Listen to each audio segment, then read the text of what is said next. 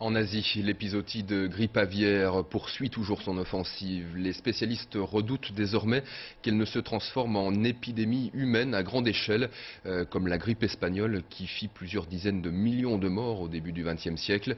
Les scientifiques cherchent un vaccin et c'est peut-être dans un cimetière britannique qu'ils pourraient trouver la solution. Jennifer Alberts. Phyllis Byrne n'a que 20 ans lorsque la grippe espagnole l'emporte en 1918. Un virus de la même famille que celui de la grippe aviaire qui touche actuellement l'Asie.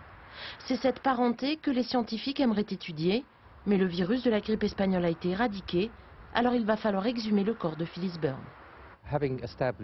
On s'est rendu compte qu'on pouvait effectivement obtenir des informations médicales importantes à partir du corps de cette personne. On a alors demandé l'autorisation de l'exhumer à sa famille et aux autorités religieuses qui nous l'ont accordé. Au sortir de la Grande Guerre, la grippe espagnole décime une partie de la population mondiale, 20 millions de personnes, peut-être le double. Phyllis Byrne est morte il y a 85 ans.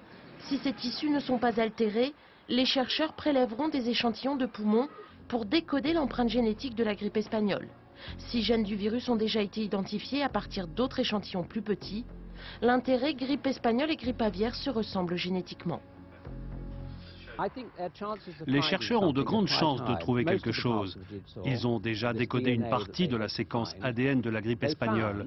S'ils décodent toute la séquence, ils pourront la combiner avec celle de la grippe aviaire pour fabriquer un vaccin.